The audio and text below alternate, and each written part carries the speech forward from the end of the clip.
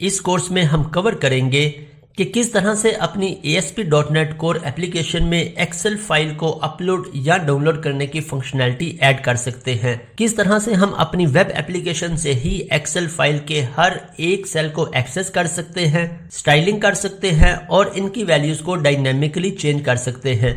हम master tables के लिए किस तरह से टेम्पलेट्स क्रिएट कर सकते हैं ताकि एंड यूजर को ये फंक्शनैलिटी प्रोवाइड कर सके कि वो departments, employees, customers, categories, products या कोई भी बल्क डाटा एक्सेल फॉर्मेट में डायरेक्ट अपलोड कर सके। इस कोर्स में हम एक्सेल टेम्पलेट को क्रिएट करने के दो वेज डिस्कस करेंगे। फर्स्ट इज स्टैटिक टेम्पलेट, जिसमें हम मैनुअली हर एक टेम्पलेट के लिए एक एक्सेल फाइल क्रिएट कर देते हैं और जब भी यूजर डाउनलोड के बटन पे क्लिक करता है तो हम इस लोकेशन से इस मैनुअल टेम्पलेट को डाउनलोड करवा देते हैं।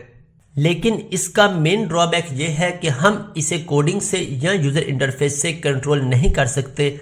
अगर हमें किसी भी टेम्पलेट में कोई चेंजिंग करनी है, कोई कॉलम रिमूव करना है या न्यू कॉलम ऐड करना है तो हमें मैनुअली इस फाइल को अपडेट करना पड़ेगा। Second way is dynamic template, जिसमें हम अपनी एप्लीकेशन से ही हर एक टेबल के लिए टेम्पलेट क्रिएट कर सकते हैं। टेम्पलेट में कोई भी चेंजिंग करनी हो, किसी कॉलम का टाइटल चेंज करना हो, न्यू कॉलम ऐड करना हो या किसी कॉलम को रिमूव करना हो, हम अपनी वेब एप्लीकेशन से ही सब टेम्पलेट्स को मॉडिफाई कर सकते हैं। इसके बाद हम एक्सेल फाइल पे वैलिडेशंस इंप्लीमेंट करने का प्रोसेस कवर करेंगे कि अगर हमें किसी भी कॉलम पे वैलिडेशन अप्लाई करनी है तो हम किस तरह से अप्लाई कर सकते हैं, हम किस तरह से एक्सप्रेशंस को क्रिएट कर सकते हैं और किसी भी कॉलम पे अप्लाई कर सकते हैं।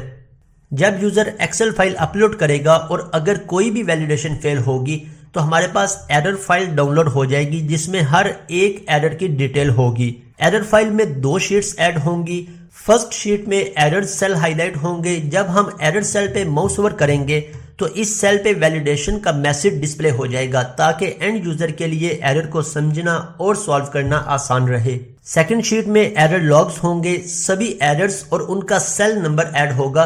हम किसी भी सेल पे क्लिक करेंगे तो डायरेक्ट वो सेल सिलेक्ट हो जाएगा और यूजर आसानी से इस एरर को फिक्स कर सकेगा।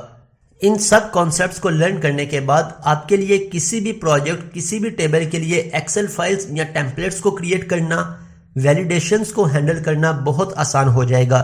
एट द एंड इस कोर्स के प्रोजेक्ट पे बात कर लेते हैं। इस प्रोजेक्ट के दो पार्ट्स होंगे।